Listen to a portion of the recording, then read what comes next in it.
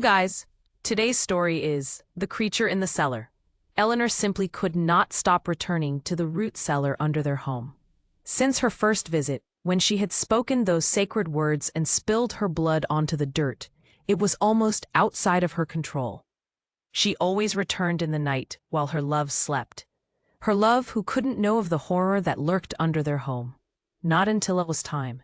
Down in the cellar, slowly, gradually, it was growing. At first, just a small clump of flesh.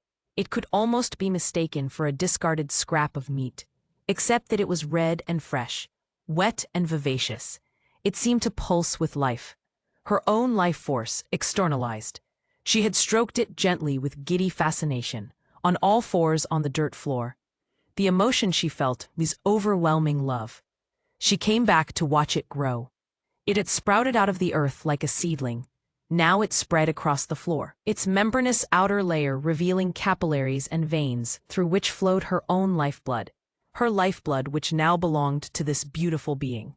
On the third night, she returned to find the organs finally developing. Most pronounced were the lungs, which, now fully matured but still exposed, began to expand and contract with air. Eleanor spent much of that night laying on the dirt beside her mysterious creature, hypnotized by the rhythmic breaths. By the fifth night, the body was in its final stages of development, almost indistinguishable from the body of a grown man, only semi-translucent.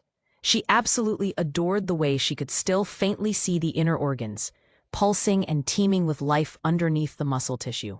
While she held and stroked the hands, she stared into the face of her creature, nearly complete. Though it could not yet speak, its lidless eyes stared back into hers. She saw recognition in that unblinking expression. By the seventh night, Eleanor knew it was finally time. She had spilled her own blood to begin the process, and now that the being had reached full development, it would need to eat. Eleanor understood the sacrifice she needed to make. She laid in her bed, watching her love sleep, his rhythmic breaths reminding her of the new life, her new love that would soon be replacing him. She reached under her pillow and gripped the handle of the knife. As she plunged it deep into his chest, his stunned cry barely passed his lips before she covered his mouth with her hand. His unblinking eyes stared into hers. She had never loved him so much as in this moment. She silently thanked him.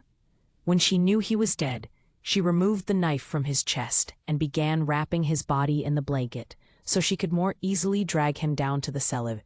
Her creature was hungry. Thank you for following our story today. If you want to see more, please like and subscribe.